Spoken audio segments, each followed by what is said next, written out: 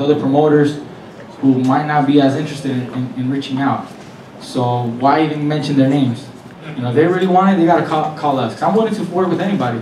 It does draw up some publicity if you throw a couple names out there. If there's somebody you're legitimately interested in. Look, I'm happy to write about it. Look, we can mention anybody. I mean, and if it's not gonna happen, it's just for publicity.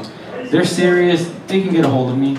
They still work, you know, with my brother. We still got fighters in different promotional companies that we can always, you know, get the phone, you know, running, ringing, and why not? You know, I'm willing to work with anybody. If I could just ask one question for your brother, Robert.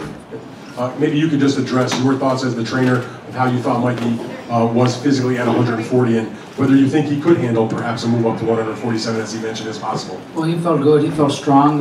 He controlled the fight up until the 12th round, so there was no signs of him feeling weak or getting tired. He was in great shape. You know, obviously it'd be you know, we'd have to be very smart about moving up to 147, but you know, if the right fight, the right opponent is there, you know, there's a few that have also moved up in weight. You know, it's not like Mikey's the only one moving up. But, you know, we have a few at welterweight that are really good fighters that have been moving up in weight too. So, you know, anything like that, you know, we would be more than open to take. Mikey, Nick Gilarakis, Real Talk Boxing. Earlier in the fight, Broner using a lot of movement and speed to be able to stick and move and try to circle and stay away from you. And you wind up catching him with some big shots, but what adjustment do you make throughout the fight to be able to deal with his speed? Well, earlier in the fight, I knew he was going to be fresh, and then you know he was going to be using his speed. I expected that, but I knew that with my timing, finding that range and that distance, and starting to land a few shots would slow him down, and that's what we did. We started picking up the activity, working behind the jab. And I think he must have felt some power because he started to respect a little bit, and that probably slowed him down a little bit, enough to give me that opportunity to pick up that work rate.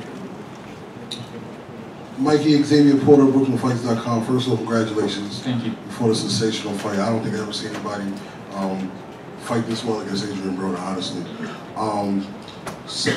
My question is not only just for you, but also for Lou. Mikey mentioned the fact that you know, he's able to make 140 or continue to fight at 140.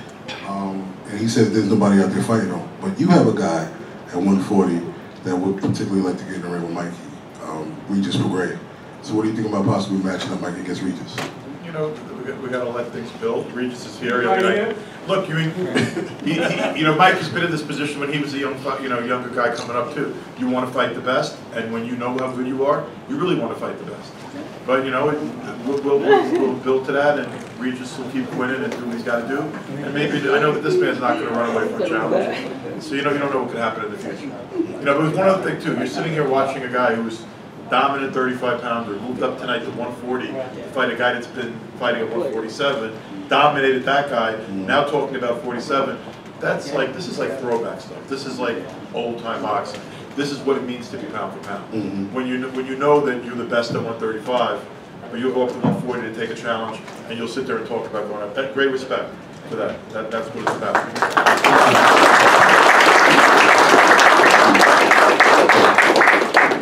Coach Anthony here with Behind the Gloves. Now, Mikey, there was a lot of build up to this fight. You know, Adrian was doing a lot of talking. Were you surprised on how you dominated? I mean, I seen from the first round you went out there, you set the pace, you went to the body. Were you surprised how you were able to dominate the fight? Well, like I said, we had a great training camp, you know, and I had great sparring partners to work on different game plans.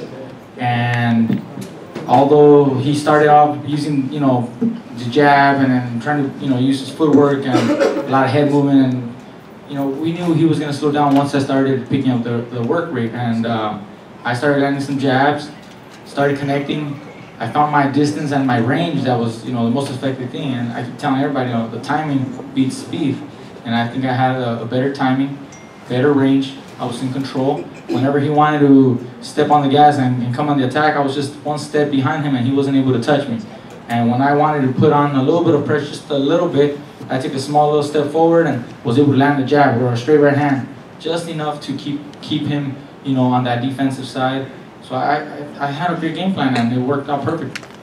And if you had it your way, who would be the next opponent you would want to fight? I know you're a fighter and you just do what your team tells you to do, but who would you like to fight?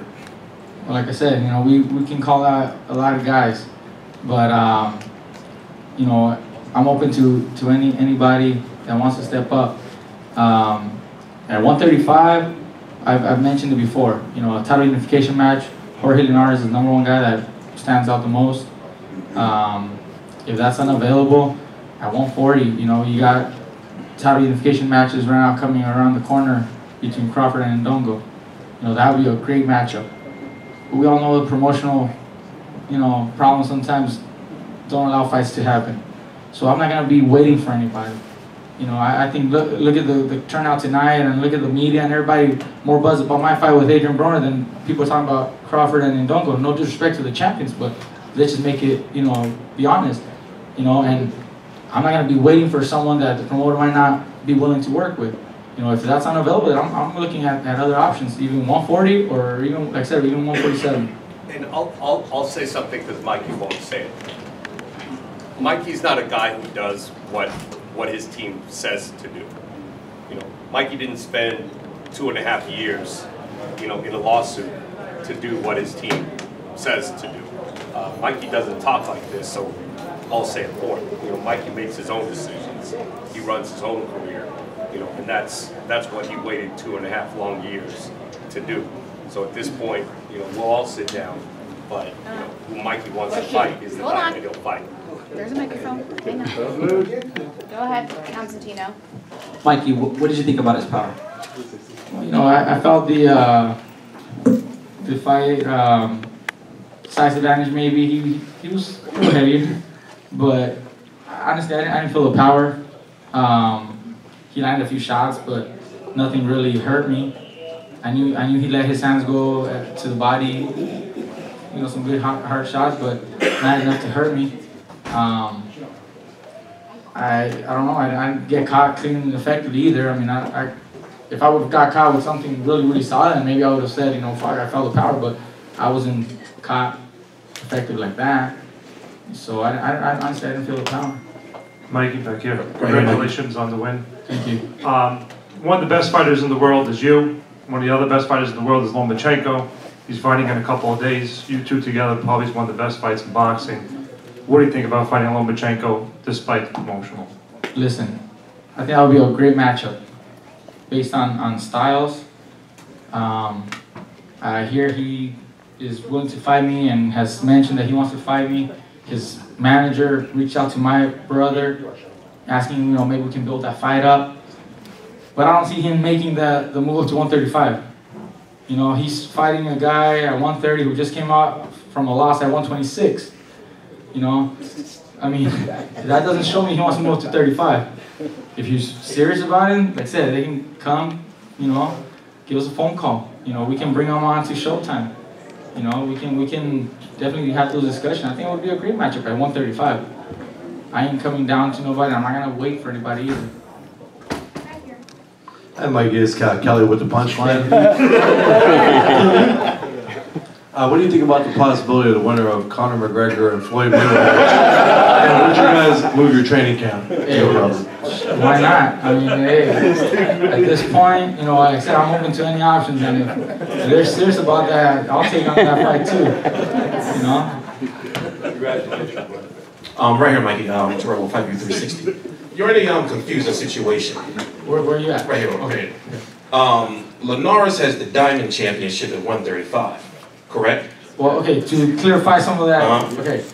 He held the WBC lightweight title until he was out for injuries, which forced him to vacate the title that Dejan Cannon picked up.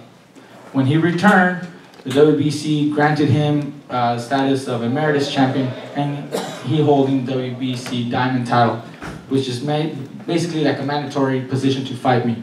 But if you really want to clarify, he didn't want to fight Dejan. He didn't want to fight Dejan. He didn't want that fight. He didn't want the fight.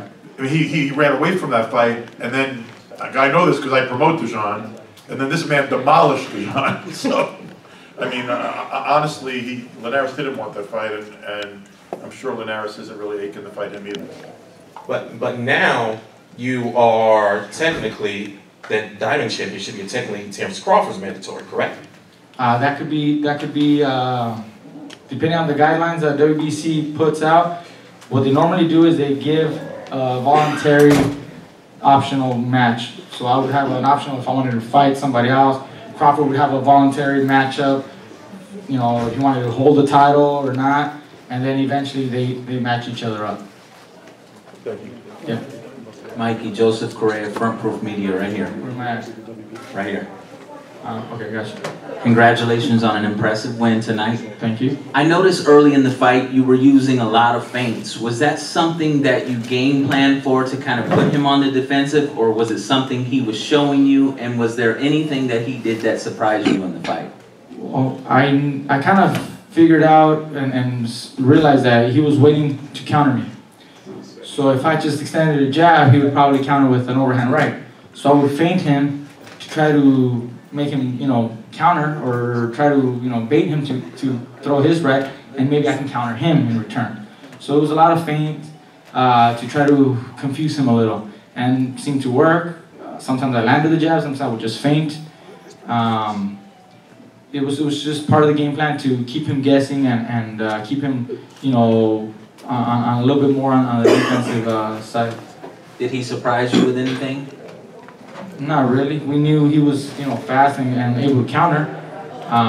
Normally he's very good at countering also with an uppercut when you're very close on the inside, but that's why we weren't close on the inside. We didn't give him that opportunity. The overhand right, he landed a couple times after my jab, but we were expecting that. But even those were not flush. I was able to kind of, you know, step aside just enough to avoid a solid, you know, right hand from him. Thank you. Mikey, when you were out for 2 years, a certain TV network told you no one cares about you. How does it feel now when people do care? 2.5 years off, you know, and there was a lot of questions. You know, people wondered if my heart was still in it, or if I would come back like before, if I'd be, you know, motivated enough. But, you know, it's nice to come back and show everybody that, you know, my heart's in it. I'm hungrier than ever. I'm probably better than ever. And, you know, we can see the results. You know, it was a great crowd, great outcome. A lot of fans came out to support. All the media was out here, so, you know, I think that tells whoever had doubts, you know, shows them, you know, that we're back and you know, we're ready to take over. Mike, BrooklynFights.com, TV reporter. Can you speak to the fact that one of the rounds, you seem to put your hands down when you was fighting Broner for about a good minute and a half. Can you speak about, you know, why you did that and what you saw in Broner that made you do that, as well as some of the training that you experienced with Marcos Maidana previously, when Maidana fought Broner? Was some of that helpful also in going against Broner? I worked with Marcos Maidana for the Mayweather fights, but he did tell us that Adrian Broner is a strong guy and that he finishes the fights real strong. Even after being dropped, you know, early in the fight with Marcos, Adrian Broner was able to come back strong, finish the fight real strong. So Marcos did, you know, mention that to my brother, and so we were aware of that. We were cautious about that, but that's why we didn't give him those opportunities in the later rounds. We kept that activity going. You know, I think it might have been the 10th round where I might have slowed down a little bit, but then picked it back up on the 11th and 12th round. You know, we don't want to make, you know, make the mistake of giving him those rounds. To the point of me dropping my hands, and I just wanted to show everybody, you know, I got more things in the tricks. You know, I got more little tricks in the box that people still haven't seen. I keep telling you, you guys still haven't seen the best of me. And I wanted to show you a little something. And even in front of Adrian Broner, who's fast and strong, I'm not afraid of him. I wasn't going to be afraid. I knew what I was doing. Drop my hands, let him throw punches. He wasn't going to land anything. And he backed off. Instead of trying to, you know, knock me out or let his hands go, he knew, you know, it wasn't going to happen. So he actually started walking back. And I walked him back with my hands down. You know, I was just showing him he's not a better fighter than me. You know, I beat him just even at that, mentally. I think that was an advantage for me there, a victory in itself, and I show the fans, you know, what I'm able to do inside the ring. Mikey, does this victory over Broner put you in the mix for pound supremacy? That's up to you guys and the riders. Everybody has a different list. I think it's a step closer to that, but I'm not chasing that either. I'm just here to do my job, you know, and let the fans enjoy a great night of boxing, and that's all I'm here to do. Anybody that wants to put me on the list or not, it doesn't really matter to me. Hey Mikey, congrats on the win. Thank you. After your long drawn-out battle with Top Rank, if they do allow you to get into the ring with guys like Lomachenko and Crawford, would it be a little sweeter to be one of those guys and kind of stick it to them? Look, if I take a fight with them, there's no grudge. I know this is business. I know how business is done, and you know, I learned from those 2.5 years. I learned how they handle business. They want to fight. If they want to put one of their guys, you know, they're gonna come to us, and we can work together. I don't have a problem with that, but I'm not gonna come and kneel down to whatever terms they want to, you know, give. It doesn't work like that. I'm in a different position now. I think, you know, these last few fights show, you know, the fighter that I am, and not necessarily that it would be a, you know, sweeter victory for that reason, but I think you know, just showing the fans that I'm a better fighter than those fighters that you mentioned who are held up here, you know, and me beating those kind of guys, that's the victory there. Not who's promoting them or who's promoting the show. It's, you know, beating the guys that people think are on top of the pound for pound list or on top of the world and you know, beatable. Because I know I could beat all these guys. Hey, what's up, Mikey? Right over here, Andy. Yeah. While back in a couple of videos where Ellie, you kind of jokingly, you know, humored the idea of fighting Keith Thurman. That's a guy already on this side. It's not, there's no politics in the way. You mentioned 47. I'm just wondering, as a fan, at the end of the day, is Keith Thurman somebody you would get in the ring with? I would do it. And honestly, if it's a good fight that the people, media, and the network want to, you know, discuss, I'm open to discussing that too. He's a great champion, great fighter. You know, he's a unified champion of welterweight, so that'd be a great matchup. You know, a great accomplishment. You know, big challenge. But that's what we want. That's exactly the kind of fights that we want. We want a, you know, big challenge. And if I want to be remembered in the sport, you know, those are the fights that you got to take. I could take easy fights, easier fights. You know, fighting top contenders, but you know, fairly easier fights. But that really doesn't do anything. The fans won't recognize you, they won't remember you. You know, it's not going to help build a legacy.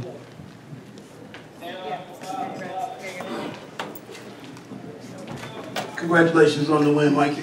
Thank you. You had to know that you were given a pretty confident salute with the glove at the end of every round. I'm sure you thought you were up pretty wide at the end. Going through those last 3 or 4 rounds, and maybe you hit on it earlier about the uppercut, but did you think there was any extra gear, anything that that Broner could get to upset what you had going on? It was, I think, maybe the 9th or 10th round where my brother kind of warned me, and we expected Broner to finish strong. Like I said, he finished other fights real strong, so my brother kind of told me in the corner, look, he's losing the fight. They're going to send him with everything he's got. They're going to send Adrian to try to knock you out, try to, you know, back you up and beat you up like that because he's losing. And he's got no other option. But I didn't give him that opportunity because I kept working behind my jab, kept circling around him. At that point, I wasn't even looking for a knockout because I don't need it. You don't need the knockout. You don't need to be brawling with Adrian Broner like other fighters like Marcos or Sean Porter. You know, I was able to box. I was expecting him to come more aggressive in those last rounds, but I was able to pick it up that little bit more. My activity was just a little bit, you know, faster and better than he was, and I didn't give him that opportunity. Were you aware of how the crowd kind of shifted over the course of the fight, and towards the end of it, it seemed like the house was totally pro Mikey? You know, you had I think it was like a 50-50 there. You know, he had a lot of fans too. So I mean I don't let the fans affect my performance or get in, you know, in my head and you know, in any way affect my fight, my game plan. But at the end, you know, I think everybody appreciates, you know, a good boxing, you know, display of boxing, and they can appreciate what I did in the ring. And maybe I want some more fans tonight. Go ahead, sorry. if you fight one more time before the end of the year and you get another big win, I would say that you're in the running for Fighter of the Year. Is that something you care about or think about as you pick your next fight?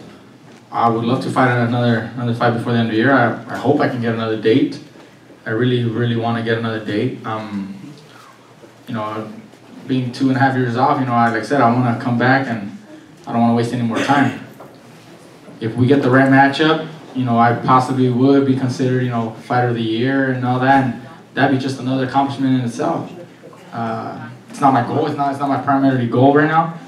But if I'm able to accomplish that too, well, that'd be one hell of a year for me.